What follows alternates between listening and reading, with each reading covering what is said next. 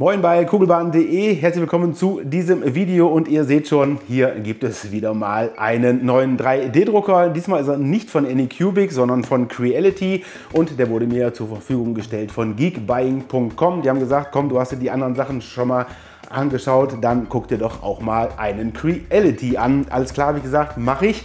Kein Problem, den CATS 2, hier steht Combo, heißt hier ist auch ein Farbmanagementsystem bzw. eine Farbeinheit dabei, mit dem 4 Farben dann gleichzeitig gedruckt werden können. Das geht allerdings auch, glaube ich, bis zu 16 Farben kann der theoretisch verarbeiten, wenn ich 4 von diesen Farbmanagementsystemen anschließe. Und man mag es kaum glauben, das ist die kleinste Variante des CATS 2. Dann gibt es noch den Pro und den Plus. Der größte hat dann 35 x 35 x 35 cm Bauraum. Dieser hier hat lediglich 26 x 26 x 26 cm Bauraum. Und man sieht schon hier, der Drucker wurde nach dem Versand nach einem Tag schon angeliefert, innerhalb von 24 Stunden, und der stand dann einsam vor der Haustür und ich hörte das Schnaufen des Postboten noch in der Luft sozusagen, weil hier steht nämlich Teamlift. Das ganze Ding muss so um die 25 Kilo wiegen und das ist nicht mal eben so zu handeln. Schon ein ziemlich großes Teil und ich würde sagen, ich packe den jetzt erstmal aus. So, und zum ersten Mal sehe ich schon auf dem Karton eine Anleitung, wie das Ding am besten ausgepackt werden soll.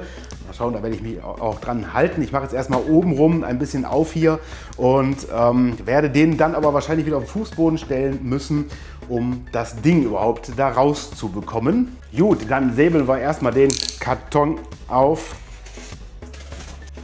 Alles klar, hier ist schon mal alles sehr ordentlich verpackt. Zu oben drauf liegt ein ziemlich dickes Buch, was trotz der dicke Quick Installation Guide heißt. Hier scheinen auch irgendwelche Aufkleber auf der Rückseite zu sein. Gucken wir uns noch an. Dann nehme ich erstmal hier den Kantenschutz raus. Und dann kann ich hier die oberste Schaumstoffmatte abnehmen. Oh, und hier kommt ja dann doch so einiges schon mal zum Vorschein. Hier legen sie sogar eine kleine Filamentrolle bei. Das müssen so 250 Gramm sein in weiß, okay. Sonst liegen immer nur kleine Proben dabei. Ein Haufen PTFE-Schläuche, die dann zum Verbinden des Farbsystems zum Drucker benötigt werden. Dann gibt es hier ein Kabel, alles schön sauber verpackt in Tüten, das ist gut. Das Stromkabel ist natürlich ebenfalls dabei. Ein Tütchen mit Werkzeug, Inbusschlüsseln und was man halt auch zur Montage direkt benötigt. Hier ist noch eine Papierverpackung. Das ist ebenfalls Werkzeug und zwar eine, ich komme jetzt gar nicht auf den Namen, Zange, um Filamente abzuschneiden. Immer sehr praktisch, sollte immer am Start sein. So, hier ist noch irgendwas, das sieht aus, als wäre das Display des Druckers. Okay, da ist der Filament-Hub, wo die 4 Filamente dann eingeführt werden. Dann ist hier noch ein externer Rollenhalter. Aber 5 Spulen gleichzeitig verarbeiten wird er wahrscheinlich nicht können. So, und damit wäre das oberste Teil hier, ach du lieber Gott, alle oder ausgepackt. Oh, wow, das ist ja mal wirklich super stabil hier, krass. Und den noch raus. Okay, dann sehen wir jetzt hier den Drucker an sich und hier ist das Farbsystem auch drin. Guck mal, ob ich das hier am Tisch rausgehoben kriege. Ach du lieber Gott, nee. Das scheint aber auf jeden Fall nicht fest zu sein. Deswegen muss ich den Drucker jetzt erstmal runterstellen. Okay, das ging sogar jetzt sehr leicht. Und den Drucker müsste ich doch jetzt eigentlich auch so packen können. Oh. Okay. So, damit ist das Schwerste erledigt. Gut, hier ist noch weiteres Schutzmaterial drin. Mal gucken, ob ich dieses Styropor hier rauskriege. Ja, ich glaube, es geht einfacher, wenn ich erst die Tür befreie. Man sieht, der Drucker ist also richtig gut verpackt, um Transportschäden auch wirklich vorzubeugen. Also wenn da was beschädigt ist, muss dem Karton schon richtig übel mitgespielt worden sein. Beim Auspacken ist das Einhalten einer bestimmten Reihenfolge empfehlenswert, denn erst wenn die Tür befreit ist, kann auch die super stabile Schaumstoffsicherung im Inneren entfernt werden. Das Druckbett ist mit 4 Schrauben gesichert, die natürlich ebenfalls entfernt werden müssen. Einige Klebestreifen hinterlassen leider Rückstände, so zum Beispiel der hier im Inneren und die Sicherheitshinweise oben auf dem Deckel, wobei man die vielleicht auch gar nicht entfernen sollte. Das Display wird nur einfach in die vorgesehene Halterung eingeschoben, vorher muss aber natürlich das Kabel angebracht werden.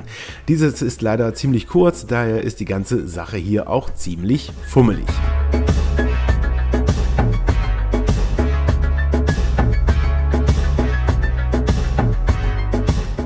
Ist der Drucker soweit frei, wird es Zeit, das CFS zu installieren. Aufgrund der Kabel- und Schlauchlängen ist das CFS nur und ausschließlich auf dem Drucker nutzbar. Das ist nicht immer ganz praktisch, aber dazu später mehr. Das CFS bietet keine aktive Trocknungsfunktion wie das AMS von Bambulab oder das Ace Pro von Anycubic, wobei auch nur die Anycubic-Lösung ein Trocknen während des Druckens ermöglicht. Dafür gibt es kleine Fächer im Inneren des CFS, die mit einem Trocknungsmittel bestückt werden können. Dieses liegt schon drin, ist allerdings noch in Folie eingepackt, die eben entfernt werden muss. Alle Schläuche und Kabel, die für den Anschluss des CFS benötigt werden, sind in separaten und beschrifteten Tüten enthalten. Mit etwas Erfahrung geht das hier auch alles ohne Handbuch, was aber alle Schritte des Aufbaus sehr gut im Detail zeigt. Soweit ist jetzt alles verkabelt, das CFS ist angeschlossen und im Gegensatz zu dem Cobra S1 zum Beispiel herrscht hier auf der Rückseite deutlich weniger Schlauchwirrwarr. Muss ich sagen, sieht sehr gut aus. Das könnte allerdings auch den Nachteil haben beim Farbwechsel, dass das CFS das Filament komplett aus dem Druckkopf wieder hier raus transportieren muss und wieder da rein, um dann erst den Strang zu wechseln und den wieder komplett reinführen muss.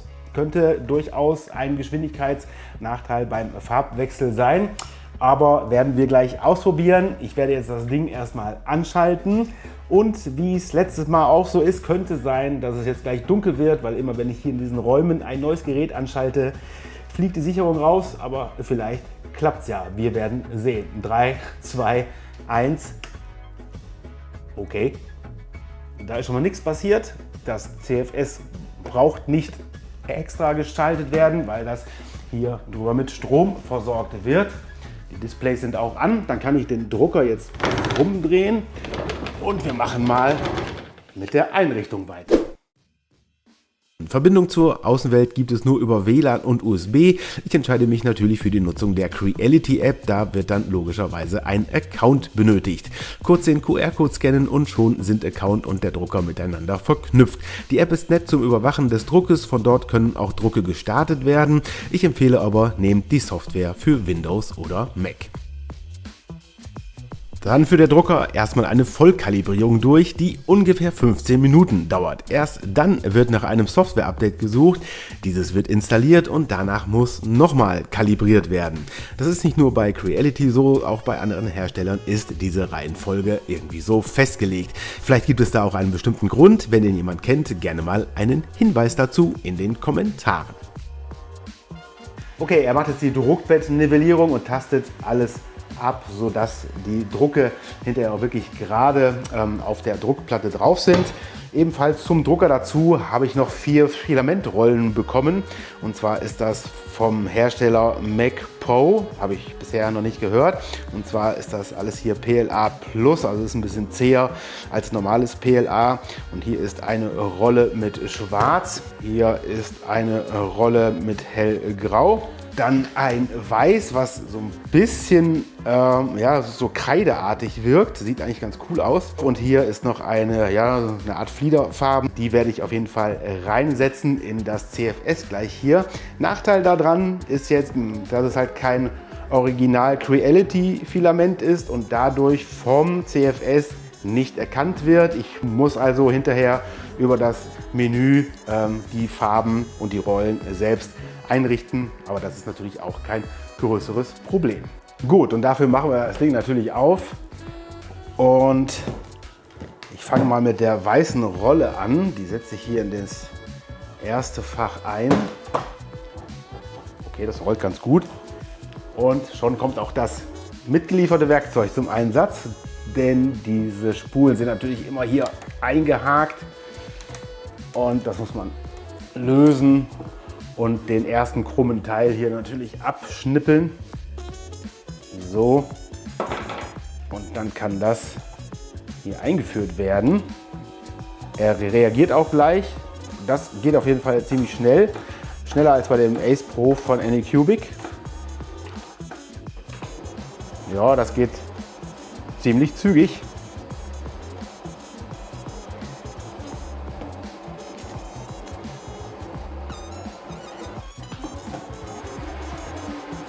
Jetzt fährt das wieder raus.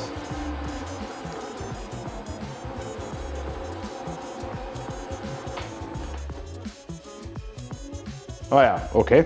Muss wohl so sein. Machen wir dasselbe hier.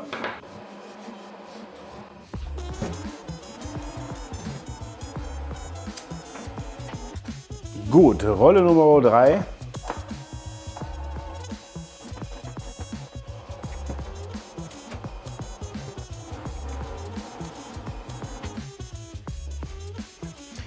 Gefolgt von Rolle Nummer 4, das fliederfarbene PLA Plus von, ich habe den Namen schon wieder vergessen, egal. So, dann machen wir das Ding zu und dann ist das auch schon ein bisschen leiser. Weiter geht's jetzt mit dem Filament einrichten. Wenn das jetzt original Creality Spulen, dann werden die Farben hier direkt automatisch angezeigt und auch das Material an sich. Habe ich aber nun mal nicht. Jetzt richten wir erstmal das erste ein, klicken auf den Stift, nehmen hier natürlich nicht Creality, sondern ein Generic. Und das ist von PLA. Ich muss mal gucken, ob es auch PLA Plus gibt. Wahrscheinlich nicht. Ist auch nicht weiter schlimm. Und dann muss ich noch die Farbe auswählen. Und im ersten Slot ist weiß. So, Düsentemperatur und Druck lassen wir mal so. Das werden Standardwerte. Und beim vierten Marke Generic, PLA und die Farbe, nehme ich mal hier das Lila, dass man es auf jeden Fall erkennen kann, was da passiert. Und hier habe ich das jetzt auch schon drin. Alles klar. So, und jetzt möchte ich natürlich auch etwas drucken. Da gehe ich mal hier auf den Ordner. Ja, okay. Und hier ist natürlich auch ein Benchy drin. 4 Farb-Benchy, was 32 Minuten braucht. Und dann gibt es noch ein schnelles, ich nehme mal das 4-Farb-Benchy. Da sehen wir dann natürlich auch, wie viel Müll bei diesem 4-Farb-Benchy dann anfällt. Gut, ich muss jetzt hier die Farben im Prinzip zuordnen, aber das ist jetzt egal, da kommt es ja nicht drauf an. Kalibrierung mache ich mal aus. Wir haben gerade alles durchlaufen lassen und das CFS ist aktiviert. Ja, und dann drucken wir mal.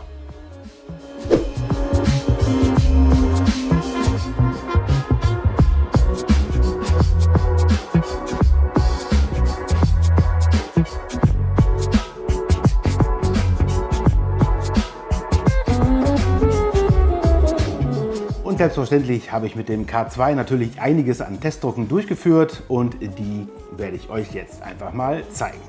Und starten tut das Ganze selbstverständlich mit einem Benchy, dem kleinen Schiffchen hier in der 4-Farb-Version. Der Druck ging ziemlich fix und der Müll, der angefallen ist, hält sich natürlich in Grenzen, weil es halt einfach nur 4 Farbschichten nebeneinander, übereinander waren und halt nicht mehrere Farben in einer Schicht verdruckt werden müssen. Da geht das natürlich mit dem Abfall, der dabei entsteht bei dem Materialwechsel bzw. bei dem Farbwechsel, und das Ding hier sieht von allen Seiten eigentlich doch ganz brauchbar aus. Was nicht fehlen darf, ist der First Layer Test. Selbstverständlich, hier sieht man, hat nicht so ganz gehalten, aber insgesamt hier mit den Standardeinstellungen out of the box ist der First Layer auf jeden Fall gut rausgekommen. Als kleines Mitbringsel zu den Weihnachtsfeiertagen habe ich von diesen Vasen hier 4 Stück gedruckt. Eine richtige Blume mit Wasser sollte man da wahrscheinlich nicht rein tun, weil das wahrscheinlich nicht dicht sein wird. Aber das Druckergebnis hier ist durchaus in Ordnung. Und so eine Vase, die ist ungefähr 18 bis 20 Zentimeter hoch. Das dauert so ungefähr 7 Stunden, also aus einer Farbe jetzt, ist also kein Farbwechsel drin und das sieht insgesamt doch ganz schön aus, das Teil hier. Ein nützliches Werkzeug, um Sachen vom Druckbett zu lösen, ist so ein Spachtel. Der ist direkt auf dem Drucker mit drauf und der ist wirklich sehr praktisch von der Handhabung her und funktioniert natürlich auch problemlos. Und ja, wollte ich nur der Vollständigkeit halber auch gezeigt haben. Und als nächstes, ich habe geschenkt bekommen zu Weihnachten einen Bioethanol-Kamin, wo so einiges an Werkzeug bei war. Und dafür, dass das nicht immer nur lose da rumfliegt, habe ich hier so eine kleine Box erstellt, wo ich das ganze Zubehör dafür halt reinmachen kann. Und ich wollte auf der Box, man sieht es hier vorne schon, etwas stehen haben, und zwar Kaminbox sollte dort eigentlich stehen. Ich habe aber in meiner CAD-Software das X nicht rein extrudiert bekommen, weil da gab es irgendeine Fehlermeldung. Also habe ich mich hier für Kamin-Tools entschieden und ich habe das etwas geprägt sozusagen. Ich habe die Schrift in das Material eingelassen und dann im Slicer eingefärbt, damit das so ein Relief so ein bisschen ergibt hier. Und die Druckqualität davon, ja, ist nicht so ganz so, habe ich aber auch alles exakt mit den Standardeinstellungen gedruckt auch, was halt nicht so super geworden ist. Darum habe ich davon noch eine zweite Box gedruckt und hier steht jetzt auch Kaminbox richtig drauf. Ich habe diesen Schriftzug dann direkt im Slicer eingesetzt und hier sieht das Druckergebnis der Schrift deutlich besser aus. Also das kann sich auf jeden Fall sehen lassen. Ich habe die Schrift hier nämlich langsamer drucken lassen und so ist das hier qualitativ auf jeden Fall deutlich hochwertiger als bei der ersten Version das war. Ansonsten ist das hier von der Oberfläche in Ordnung. Auch drinnen sieht es gut aus, auch wenn es da natürlich nicht so gut drauf ankommt. Die Seiten sieht man ab und zu mal so ein bisschen unsauberen Layer dazwischen, aber ansonsten sieht das Ding wirklich gut aus. Einer meiner ersten Drucke war diese selbst erstellte Poop-Box, die halt hinter dem Drucker steht und den Müll einfängt. Und diesen Müll, den ich jetzt hier ausschütte, ist alles von diesen beiden Kamin-Toolboxen. Und da ist ja schon ein ordentlicher Haufen angefallen, wie man sehen kann.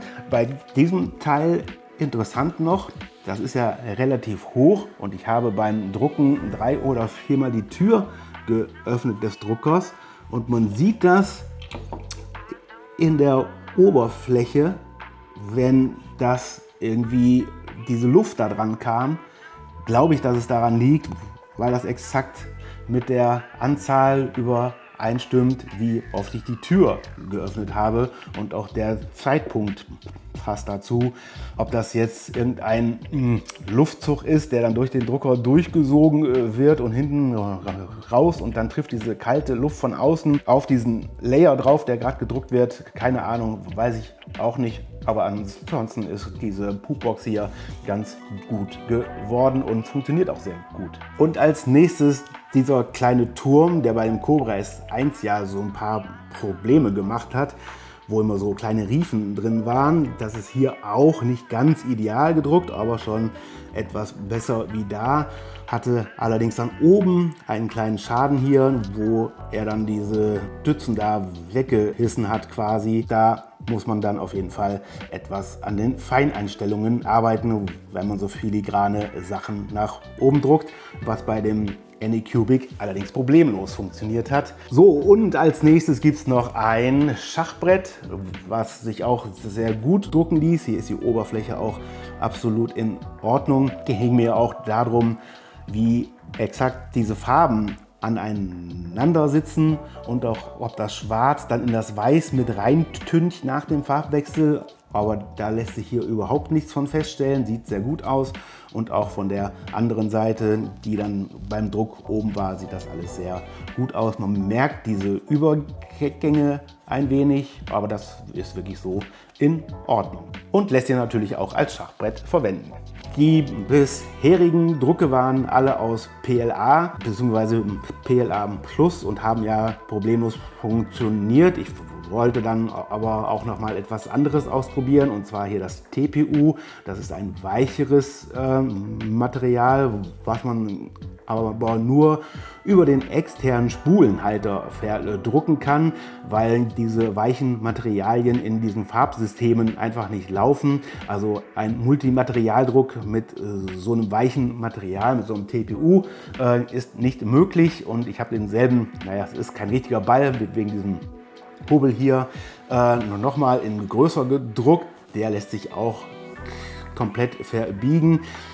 So rum stand der auf dem Druckbett drauf. Sieht man natürlich, dass diese unteren Flächen dann nicht so ganz sauber sind. Ich habe aber auch mit einem Standard PLA Druckprofil gedruckt, weil ich das TPU Druckprofil nicht gefunden habe, und habe einfach die Geschwindigkeit nur etwas nach unten gesetzt. Mit einem richtigen TPU angepassten und optimierten Druckeinstellungen hierfür, dann sehe das wahrscheinlich auch ein bisschen besser aus. Aber als Stressball, wenn man Friedrich Merz irgendwo sieht, ist das Ding schon durchaus gut geeignet.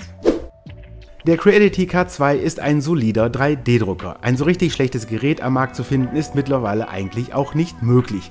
Da geht es dann eher um Details. Zum Beispiel ist der K2 10 cm höher und insgesamt wuchtiger als zum Beispiel der Cobra S1, obwohl der bedruckbare Raum nur 1 cm größer ist. Mit CFS drauf sind das satte 82 cm, was je nach Situation bei der Wahl des Aufstellungsortes beachtet werden sollte.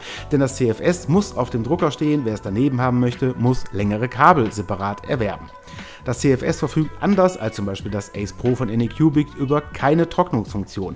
Wer nur PLA verdruckt, bekommt aus meiner Erfahrung keine Probleme, aber schon beim nächsten leicht verdruckbaren Material PETG kann man diese Funktion dann doch schon mal vermissen. Beim Hotend bin ich irgendwie skeptisch, dieses ist natürlich wechselbar, etwas unverständlich ist mir allerdings, wieso die Kabel an den Stecker mit einem Kleber versehen sind. Zum Wechsel ist es ebenfalls nötig, 4 Schrauben zu lösen. Das geht heute eigentlich mit weniger Aufwand. Wegen dem Kleber an den Kabeln habe ich erstmal darauf verzichtet. Wenn die Düse mal verstopft, ist diese aber auch separat wechselbar. Die Slicer-Software von Creality will einen etwas anderen Weg gehen, obwohl auch hier der Orca Slicer die Basis stellt. Das Interface musste hier wohl unbedingt irgendwie auf ein eigenes Schema verbogen werden und unterscheidet sich darum von den anderen Herstellern, was die Eingewöhnung etwas erschwert. Wie auch bei allen anderen Druckern, die mehrere Farben oder Materialien mit einem Druckkopf bzw. Düse verarbeiten müssen, ist der Müllberg gerade bei aufwendigen Drucken sehr hoch. Mit dem entstehenden Abfall muss man leben oder eben sehr, sehr viel tiefer ins Portemonnaie greifen. TPU kann nur solo und vom externen Spulenhalter gedruckt werden, geht also nicht mehrfarbig. Der K2 taugt, ist schnell und die Druckergebnisse überzeugen durchaus. Hier hat man ein gutes Gesamtpaket mit der ein oder anderen kleinen Schwäche, aber bei dem Preis wäre eine aktive Trocknung im CFS vielleicht noch drin gewesen. Letztlich gilt aber auch hier wie bei allen anderen Druckern, für optimale Ergebnisse bleibt irgendwann ein tieferer Einstieg in die Materie selber nicht aus. Vielen Dank an Geekbuying für dieses Rezensionsexemplar. Alle Links dazu findet ihr in der Videobeschreibung. Kauft ihr über diesen Link, erhalte ich eine kleine Provision, was aber das Produkt für euch nicht teurer macht und diesen Kanal dadurch ein bisschen unterstützt. Vielen Dank fürs Zuschauen, und wenn euch das Video gefallen hat, lasst gerne einen Like da, abonniert kugelbahn.de und aktiviert das Glöckchen, um kein Video mehr zu verpassen.